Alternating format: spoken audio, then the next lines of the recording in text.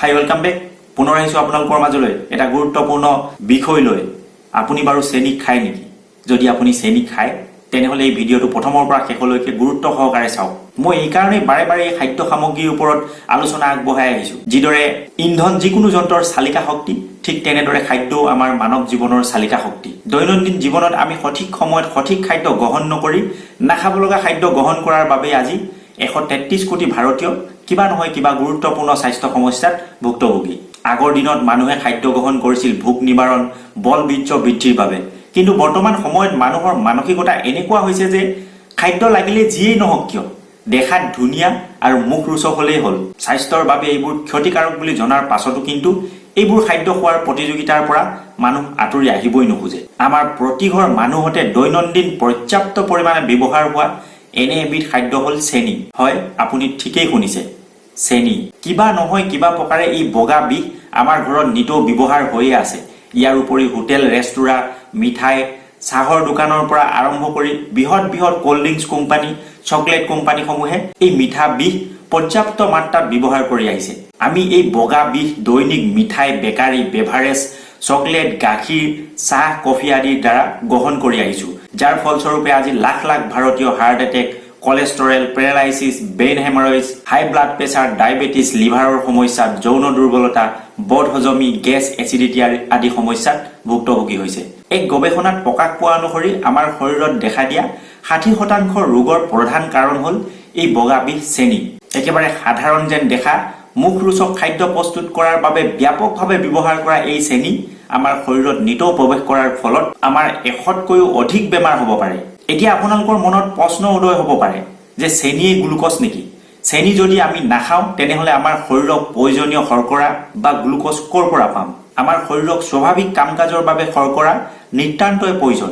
এটা কথা আপোনালোকক জনাই থওঁ, এই চেনি আমাৰ শৰীৰক ইন্ধন যোগোৱা শৰ্কৰা নহয়, ই এক প্ৰকাৰৰ মিঠাহে। আমি খোৱা খাদ্য আৰু ফল মূলৰ পৰা প্ৰাকৃতিকভাৱে যিবোৰ শৰ্কৰা পাওঁ আমি সেই শৰ্কৰাইহে আমাৰ শৰীৰৰ চালিকা শক্তি ৰূপে কাম কৰে। স্বাভাৱিকতে আপোনালোকৰ মনত এটা প্ৰশ্ন উদয় হ'ব পাৰে যে চেনি কুঁহিয়াৰৰ পৰাই বনায়, কুঁহিয়াৰ ৰসৰ পৰাই চেনি প্ৰস্তুত কৰা হয়, ই বিষ হ'ব কেনেকৈ? হয়, চেনি কুঁহিয়াৰ ৰসৰ পৰাই বনায়, কিন্তু ইয়াৰ প্ৰস্তুত প্ৰক্ৰিয়াত একেবাৰে চেনি উৎপাদন হোৱালৈকে ইয়াৰ সকলো খাদ্য উপাদান ধ্বংস হৈ যায় আৰু লগতে ইয়াক বনাবৰ বাবে বহু প্ৰকাৰৰ হানিকাৰক কেমিকেল প্ৰয়োগ কৰা হয়। যদি আপোনালোকে ইয়াক খাদ্য প্ৰাণ হিচাপে চায় তেনেহ'লে কেৱল মিঠা গুণ আৰু কেমিকেলৰ বাহিৰে ইয়াত একোৱেই নাথাকে। অৰ্থাৎ ইয়াত প্ৰটিন, ভিটামিন, মিনাৰেলৰ পৰিমাণ একেবাৰে 0, 0। আমি যেতিয়া খাদ্য খাওঁ আমি খাদ্য চুবোৱাৰে পৰা আমাৰ পাচন প্ৰক্ৰিয়া আৰম্ভ হয়, কিন্তু চেনি খালে আমাৰ এই পাচন ক্ৰিয়া লেহেমীয়া হৈ পৰে, যাৰ বাবে এই চেনিৰ দ্বাৰা উৎপাদিত খাদ্যই আমাৰ শৰীৰত ওজন বৃদ্ধি কৰাত সহায় কৰি মেদবহুলতাৰ সমস্যা সৃষ্টি কৰিব পাৰে।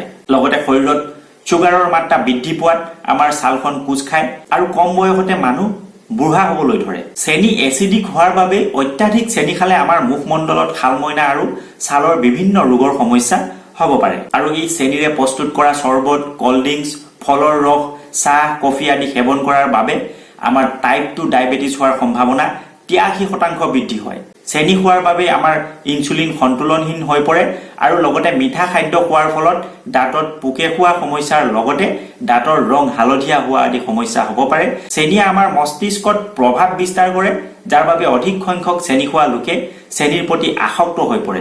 যিদৰে মদ, ভাং, বিড়ি, চিগাৰেট খোৱা মানুহে এই বিড়ি, চিগাৰেট বা মদ, ভাঙৰ প্ৰতি আসক্ত হৈ পৰে, ঠিক তেনেদৰে চেনি খোৱা মানুহো এই চেনিৰ প্ৰতি আসক্ত হৈ পৰে।